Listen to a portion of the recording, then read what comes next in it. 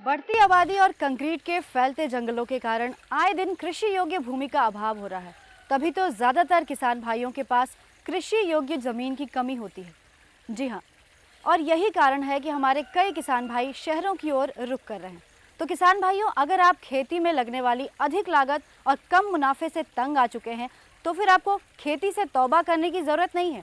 आपको ज़रूरत है एक ऐसी प्रणाली की जिसमें आप सीमित ज़मीन पर अधिक संसाधनों का एक साथ उपयोग करके अधिक से अधिक मुनाफा कमा सकते हैं। जी हाँ, अभी हम अपने इस भाग में एक ऐसी जगह पर हैं जहां लगाया गया है समेकित कृषि प्रणाली। जिस तरह से आप देख सकते हैं कि कम भूभाग में ही अधिक से अधिक संसाधनों का उपयोग करके एक समन्वय स्थापित करके सारे संसाधनों के बीच एक समन्वय स्थापित करके एक बेहतर प्रणाली विकसित की गई है जो कि आपके लिए फ़ायदेमंद हो सकता है। तो चलिए ज़्यादा जानकारी लेते हैं इस अनोखी प्रणाली के बारे में।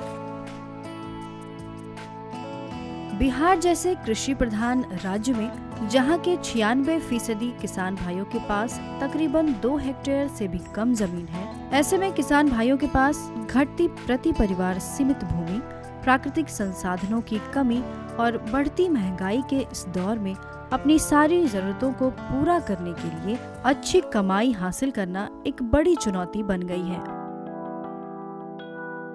ऐसी स्थिति में सालों भर आमदनी हासिल करने के लिए खेती के IFS मॉडल से बेहतर और हो भी क्या सकता है।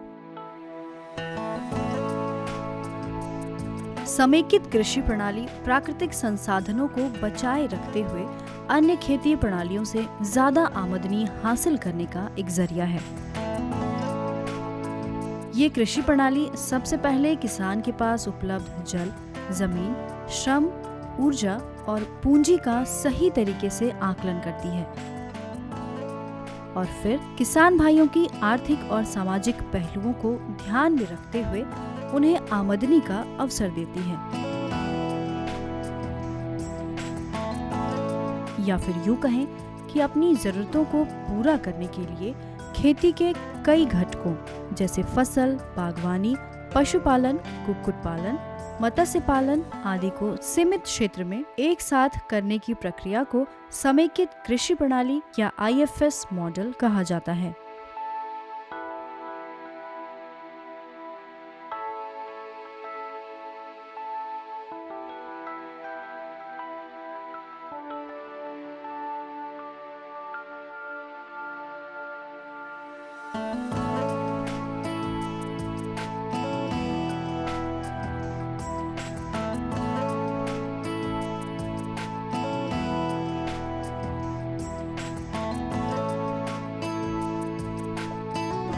किसान भाइयों, अभी हम जिस प्रणाली की बात कर रहे हैं, समेकित कृषि प्रणाली का ये पूरा सिस्टम बिहार कृषि विश्वविद्यालय सबौर के परिसर का है। तो चलिए अब हम इसके प्रभारी डॉक्टर हुदा जी से संपर्क करते हैं और उनसे जानने की कोशिश करते हैं कि ये प्रणाली समेकित क्यों है। इस प्रणाली के अंतर्गत कृषि के कम से कम 2 घटक और उससे अधिक घटकों का समायोजन हम इस प्रकार करते हैं कि एक के समायोजन से दूसरे की लागत में कमी आए, उत्पादकता में वृद्धि हो और साथ ही सालों भर इससे आमदनी हो, किसानों के जीवन स्तर में सुधार आए। इसीलिए इस प्रणाली को समेकित कृषि प्रणाली कहते हैं। समेकित कृषि प्रणाली की बात किसान भाइयों डॉक्टर साहब ने बड़ी आसानी से की, लेकिन हम ये भी जानना चाहेंगे डॉक्टर साहब आपसे कि ये प्रणाली फ़ायदा कारक कैसे हो सकता है और सिलसिलेवार तरीके से क्या मतलब? इसका मतलब ये है कि जैसे हम अभी मछली पालन का कार्य कर रहे हैं, उसके साथ साथ हम लोग बत्तख पालन का कार्य कर रहे हैं। बत्तख हमारी पानियों को ऑक्सीजन प्रदान करता है जब वो तैरता है, साथ में जो वो अपनी बीट करती है उससे हमारे जो पानी के स्तर में फाइटोप्लैंक्टन्स एवं जूप्लैंक्टन्स का निर्माण होता है, जिससे हमारे मछलियों के भोजन के रूप में काम आता है। इसके अतिरिक्त आप गौर किए होंगे कि यहाँ पर हमने मुर्गी को भी समायोजित किया है अपनी प्रणाली में। उसके बीट सीधे सीधे हमारी मछलियों के भोजन के रूप में इस्तेमाल होता है और कम से कम मछली के 20% भोजन को वो रिप्लेस करता है। इसीलिए ये इसका समायोजन किसानों के हित में काफ़ी फ़ायदेमंद है और इससे जो है किसानों को अतिरिक्त आमदनी होती है। अमरूद के भी पेड़ यहाँ पर लगाए जाते हैं और पपीता भी मैं देख रही हूँ। तो क्या कैसे कनेक्शन है इसका? मूल रूप से समेकित कृषि प्रणाली किसानों के लिए इसलिए विकसित की जाती है कि घर में ही किसानों को उसकी ज़रूरत की सारी उत्पादों को मिले। फल के रूप में वो यहाँ से केला का सेवन कर सकते हैं, अमरूद का सेवन करते हैं, मछली उनको यहीं पर उपलब्ध हो जाती है, अंडे उपलब्ध हो जाते हैं, साथ में मुर्गे का मीट भी उपलब्ध हो जाता है। और इसके अलावा एक किसान कभी इतनी कमाई हो जाती है कि एक किसान इसको खा नहीं सकता, तो जाहिर सी बात है कि वो बाज़ार में इसको बेचकर उससे आमदन मुनाफा कमाते हैं और वो मार्केट से कुछ पैसे उनको अतिरिक्त मिल जाती है और सालों भर इस प्रणाली के अंतर्गत 2 परिवार सालों भर इसमें काम कर सकता है। तो सिलसिलेवार तरह की जो ये समेकित प्रणाली को जो इस तरीके से डिज़ाइन किया गया है, मैं कहूँगी, तो उसमें सबसे पहला जो अगर हम लगाते हैं तो सबसे पहला क्या बेनिफिट मिलता है हम लोगों को? देखिए, किसानों को ध्यान में रखना चाहिए कि समेकित कृषि प्रणाली में किसान सबसे पहले उत्पादों का चयन अपने अनुरूप करें। वो मार्केट में उसकी बिक्री क्या है उसके अनुरूप करें, उनके पास उनका आमदनी का स्रोत क्या है उस पर ये करें, उस इलाके का सोशल स्ट्रक्चर और रिलीजियस टैबूज क्या है, इन सब बातों को ध्यान में रखकर किसान अपने उत्पादों का इस प्रणाली के अंतर्गत उपयोग यानी करें। आपके बाज़ार की डिमांड क्या है, क्या मांग है, कौन से उत्पाद आप बाज़ार तक ले जाएंगे तो आपको अधिक से अधिक फ़ायदा होगा, ये सारी बातें आपको ध्यान में रखनी चाहिए। तो डॉक्टर साहब, आपसे ये भी जानना चाहूँगी कि किस तरह से हम ये चुनते हैं कि हम अपने इस समेकित कृषि प्रणाली में कौन कौन से उत्पादों को ले जाने वाले हैं मार्केट तक? मुख्य रूप से जो समेकित कृषि प्रणाली काफ़ी फ़ायदेमंद होती है उसमें पशुपालन के साथ मछली पालन, उसके साथ बकरी पालन, बत्तख पालन और उसके साथ सब्जियों का उत्पादन करना, क्योंकि समेकित कृषि प्रणाली के अंतर्गत कई मॉडल्स हैं, लेकिन सबसे फ़ायदेमंद मॉडल जो मैंने अभी जिसकी चर्चा की, अगर किसान इसका समायोजन अपनी प्रणाली के अंतर्गत करते हैं तो निश्चित रूप से सालों भर वो आमदनी प्राप्त करते रहेंगे। तो फलों के जो बागान लगे हुए हैं यहाँ पर, तो क्या सब्जियों के भी इस तरह के बागान? बिल्कुल, हम लोग अभी देखेंगे कि हम लोग अभी इसको ट्रिमिंग करते हैं, इसको अमरूद को, और उसके बाद बीच में हम लोग सीधे 2-3 लाइन सब्जियां लेते हैं। हम तालाब के भिंडों पर, तालाब का बंड है उसके साइड में हम सब्जियां लेते हैं, और जिससे हमको सालों भर अपने घर के लिए ही नहीं उसको आमदनी होती है, साथ में बेचने में भी हम उसको काम में लाते हैं। तो किसान भाइयों, आपने ज़रूर गौर किया होगा कि अमरूद के पौधे यहाँ पर अगर देखा जाए तो बाकी के अपेक्षाकृत काफ़ी छोटे छोटे हैं और फल देने में ये बहुत ज़्यादा अच्छे माने जाते हैं। तो इस तरह के पौधों का चुनाव भी किस हिसाब से करना चाहिए? इसमें मुख्य रूप से अमरूद की नस्ल पर ध्यान देते हैं। जैसे यहाँ पर इलाहाबाद सफ़ेदा मुख्य रूप से हम लोगों ने लगाया है। छोटे पौधे होने के कारण फल का आकार बहुत ज़्यादा होता है और हम लोगों को वज़न के हिसाब से ही हम लोगों को मार्केट में उसका दाम मिलता है। इसीलिए पौधे छोटे होने के बावजूद हमारे किसानों को इसमें अतिरिक्त लाभ मिलता है। साथ में आप गौर कर रही होंगी कि यहाँ पर हम लोगों ने किसानों को एक चीज़ बता रहे हैं कि यहाँ पर हम लोग कैसे इस पौधे से हम लोग पौधे भी तैयार कर सकते हैं, और ये हमारा एक मेजर सोर्स है आमदनी का। सालों में लगभग बाहर भी किसान भाई सप्लाई कर सकते हैं इस तरह का, जिसे कलम लगाना बोलते हैं। फलों के उत्पादन के बाद चलिए अब ये देख लेते हैं यहाँ पर कि मत्स्य पालन, मुर्गी पालन और बत्तख पालन को एक साथ किस तरह से समेकित किया गया है और वो एक दूसरे पर कैसे निर्भर हैं और उनसे हमारा मुनाफा क्या हो सकता है। तो चलिए देख लेते हैं यहाँ का क्या सिस्टम है। किसान भाइयों, हम आपको बार बार बताने की कोशिश कर रहे हैं कि ये प्रणाली समेकित कृषि प्रणाली है और किस तरह से सभी प्रणालियों का इसमें समन्वय किया गया है, इसकी भी जानकारी देने की हम लगातार कोशिश कर रहे हैं। अभी हम जो आपको बताने वाले हैं वो ये कि मत्स्य पालन और मुर्गी पालन एक दूसरे से कैसे जुड़ा हुआ है, इसके बारे में तकनीकी पहलुओं पर बात करेंगे हम डॉक्टर साहब से। यहाँ पर इस प्रणाली में हमने मुर्गियों को बिल्कुल आप देख रहे होंगे तालाब के ऊपर बनाया है। इसका एक हमको किसानों को सीधा सीधा फ़ायदा है कि मुर्गियाँ जो बीट करती हैं वो सीधे सीधे हमारे मछलियों के भोजन में काम आता है, और ये कम से कम 20 से 25% तक मछली उत्पादन के लागत को जो हमारी खाने पर खर्च होता है इस माध्यम से हम उसको कम करते हैं। इस तरह हमारे इस प्रणाली में लागत की कमी आती है इसके समायोजन से। और जगह की जो है वो भी व्यवस्था इस तरह से की गई है कि थोड़े से कम जगह में ही मुर्गियों के रहने की व्यवस्था हो रही है। हाँ बिल्कुल, यही तो इस प्रणाली की विशेषता है कि हम यहाँ पर हॉरिजॉन्टल एक्सपेंशन अवयवों का नहीं करते हैं, ज़मीन की सतह के ऊपर करते हैं और कम जगहों में करते हैं। आप देख रहे होंगे कि किस तरह से हमने बंड और तालाब के किनारों को लेकर 1000 क्षमता की मुर्गी पालन इकाई का स्थापना की है, और इससे महीने में हमको 16,000 रुपये की विशुद्ध आमदनी हो जाती है। तालाब के बांध पर जिस तरह से ये प्रणाली विकसित की गई है, मुर्गी का घर बनाया गया है ऐसे तरीकों से ताकि उनकी बीट से जो मछलियों का भोजन हो सके। तो आपसे हम ये भी जानना चाहेंगे कि जिस तरह से आपने ये बताया कि 20 से 25% कम खर्च हमें करना पड़ता है मछलियों के खाने की सामग्रियों पर, तो मुर्गी पालन और मुर्गी से जो उत्पाद मिलते हैं उसका क्या कनेक्शन होता है फिर सीधे सीधे इसके हमारी मुनाफे पर असर पड़ता है। मछली पालन में हमारे जो खाने पर खर्च आता है उसके मुनाफे पर पड़ता है, और मुर्गी पालन के लिए हमको अतिरिक्त जगहों की आवश्यकता नहीं है। तालाब के बिल्कुल ऊपर हम बना लेते हैं, इस तरह से ज़मीन की हमें अधिक आवश्यकता नहीं होती है, और हमारी आमदनी मुर्गी को बेचने से जो भी होती है वो भी हो जाती है। बिल्कुल। आपसे हम ये भी जानना चाहेंगे कि बत्तख पालन की अगर बात करें तो बत्तख क्या मछलियों के किसी भी काम में आ सकता है? क्या वो एक दूसरे पर निर्भर है? बिल्कुल, बत्तख एक ऐसा घटक है जो हमारे लार्वा, जितने भी कीड़े मकोड़े के लार्वे होते हैं पानी के ऊपर, सबसे पहले तो वो उसको नष्ट कर देते हैं, उसको खा जाते हैं।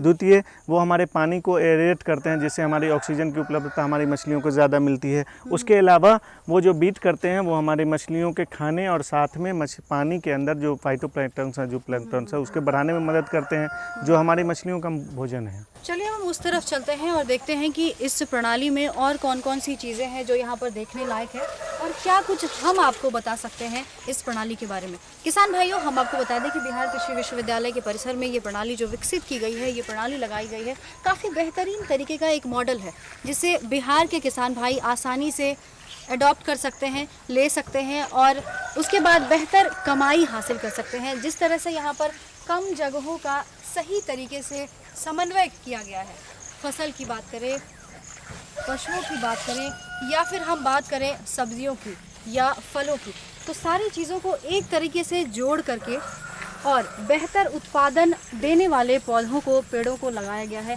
केले की अगर हम बात करें तो बेहतर नस्ल लगाए गए हैं। डॉक्टर साहब, आप ये बताइए कि अगर हम यहाँ पर ये देखते हैं कि कई जगह पर एक सिलसिलेवार तरीके से एक हॉरिजॉन्टल, जिसको कि हम बोलते हैं, एक लाइन में लगाई गई है फसलें, पेड़ पौधे लगाए गए हैं। फलों की बात करें तो उससे उत्पादन पर क्या असर पड़ता है? बिल्कुल हमने यहाँ पर जो केले या अमरूद के पौधे लगाए हैं, जो सघन विधि से लगाए हैं, जिससे कम जगह में हमको अधिक से अधिक उत्पाद देखने को मिलता है। साथ में इसको सीमित लगाने के, लाइन में लगाने से जो इस बीच में दो पेड़ के बीच का जो ज़मीन है उसमें हम लोग सालों भर इसमें सब्जी उत्पादन का कार्य करते हैं। पशुपालन आधारित समेकित कृषि प्रणाली में कई और उत्पाद एक दूसरे के पूरक हो सकते हैं। जैसे अगर हम बात करें फसलों के, जो कि चारा के लिए पशुओं के काम आ सकते हैं, और इसी के साथ ही गोबर जो प्राप्त होता है पशुओं से, उससे वर्मी कंपोस्ट बनाया जा सकता है।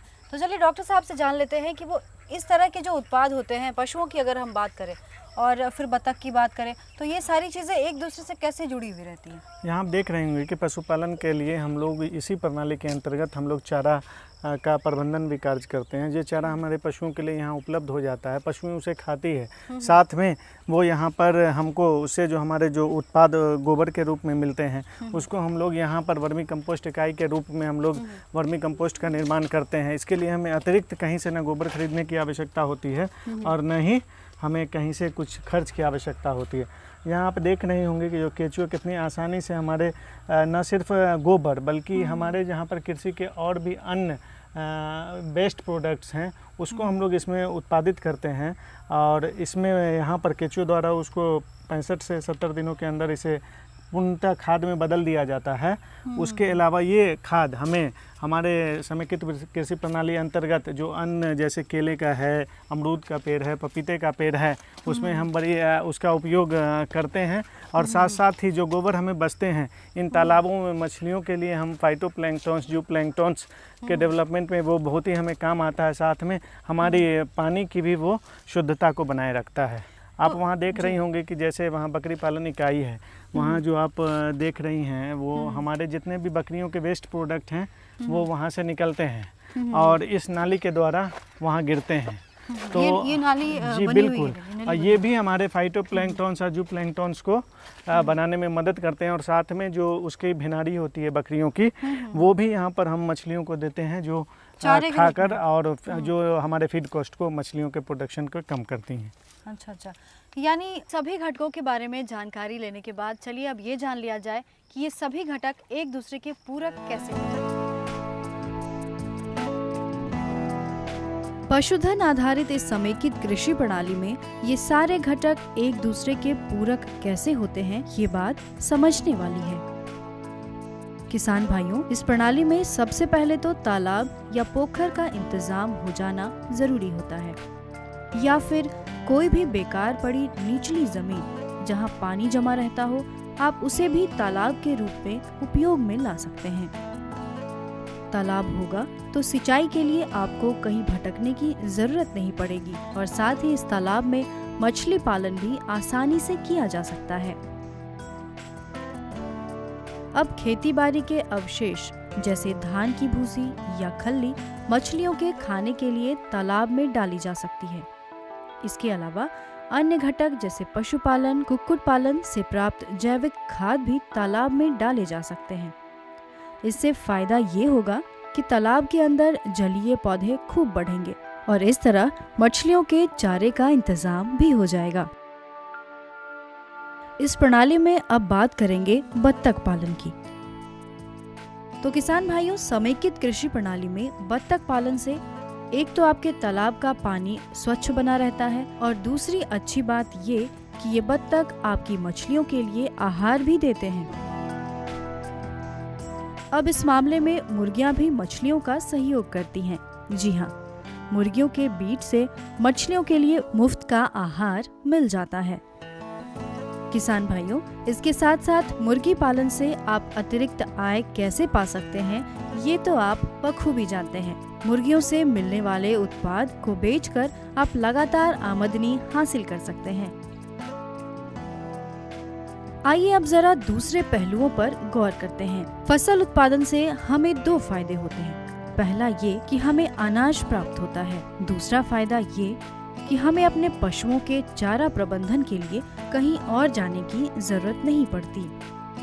और इस तरह समेकित कृषि प्रणाली में पशुपालन की बात करें तो गाय, भैंस या बकरी पालन से हमें दूध तो मिलता ही है, साथ ही इन पशुओं के मलमूत्र से हम फसल उत्पादन के लिए उपयोगी खाद यानी वर्मी कंपोस्ट भी तैयार कर सकते हैं। गाय भैंस पालन की अपेक्षा बकरी पालन के दो अन्य फायदे भी हैं। पहला ये कि बकरियों के मांस का व्यापार कर आप अपना खर्च चला सकते हैं और दूसरा फायदा ये कि बकरियों के मल को तालाब में डालकर मछलियों को खिला सकते हैं और इस तरह मछलियों के आहार पर लगने वाली लागत को कम किया जा सकता है। किसान भाइयों, इस प्रणाली में एक और बात ध्यान देने की है, वो ये कि आप अपनी सूझबूझ से कुछ फलों या सब्जियों का चुनाव कर लें, जैसे अमरूद, केला या पपीता, या फिर कोई भी मौसमी सब्जी जिसकी बिक्री आपके इलाके में आसानी से हो जाए। और फिर क्या, आप तालाब के बांध या ऊपरी जमीन का इस्तेमाल कर अच्छी कमाई कर सकते हैं। तो किसान भाइयों, इस अनोखी प्रणाली में इस तरह से ये सभी घटक एक दूसरे से जुड़े हुए हैं और एक दूसरे का पूरक बनकर समेकित कृषि प्रणाली में लगने वाली लागत को कम करते हैं। तो देखा आपने, समेकित कृषि प्रणाली रोजगार और मुनाफा कमाने का कितना सही विकल्प है। किसान भाइयों, आप ही जरा सोचिए, अपने अपने खेतों में तो आप सालों भर मेहनत करते हैं, फिर भी आमदनी कितनी हो पाती है? बहुत कम, है ना? तो इसलिए आप इस रोजगार के अवसर को अपनाइए और इस प्रणाली को अपनाकर सालों भर कम जमीन से बेहतर मुनाफा